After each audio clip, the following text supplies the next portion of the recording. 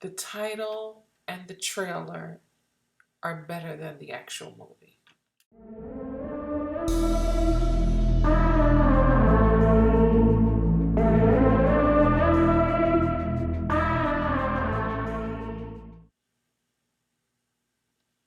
Nine bullets. So, a retired burlesque dancer puts her dreams of becoming an author, a published author, on hold to protect an orphan from the murderous criminals that killed his parents. This film was written and directed by Gigi Gaston and stars Lena Headey, Sam Worthington, Lala Anthony, and Dean Scott Vasquez. There are so many issues with this film, Nine Bullets. The biggest for me is the score. It's extremely loud and distracting. Every song is cheesier than the next. It's overbearing and every song sucks out the energy of every scene. It's so distracting. So anyway, Hetty plays Gypsy, a tattooed burlesque dancer who's aged out and is set to retire.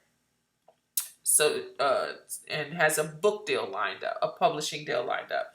Her neighbor has been embezzling money from Gypsy's criminal-minded old flame, played by Sam Worthington. He's supposed to be a gangster in this film.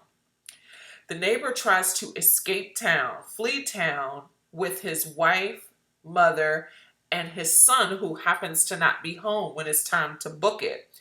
And he wants to leave with all this money that he's embezzled, which is over $6 million. So as they're trying to flee town, he calls his son and he's like, I need you to go to our spot and bring the iPad. The iPad has all of the money and the code so they can access the money that they've embezzled from Sam Worthington's character. Meanwhile, the kid, who happens to be a tech genius, why not, has the iPad and all the money, and he goes to this spot where he knows he's supposed to go.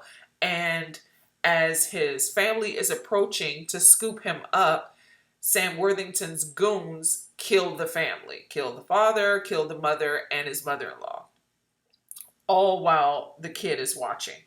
Now he's an orphan and he's got to count on Gypsy, his neighbor, to protect him.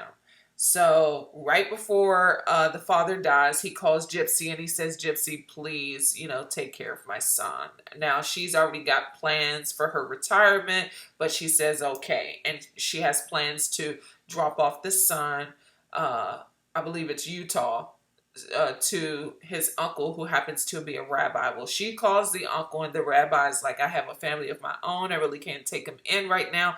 Give me a few days, couple weeks or whatever. And she's like, no, he doesn't have a few days. He needs you now. I'm bringing him. So she starts heading to take the kid to his family, his uncle, while the goons are hot on the trail. So they hit the road traveling cross country. This happens to be like a road trip crime thriller, which most of the time don't work. Now, Lala Anthony is in here for a short period of time. She may have about 10 minutes or so of screen time, but she's supposed to be the comic relief. The kid is funny, but Lala has a few funny lines, but she's not in it long. She's a sex worker who has been stacking her money, heading out of town to see her mother in a stolen vehicle, and Gypsy ends up stealing this vehicle unbeknownst to Lala. It's a whole thing. Anyway, the kid is good. Lala was funny, but she's not in the film long.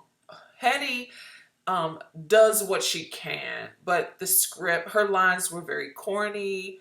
The lines are very stale, and she tried to make the most of it.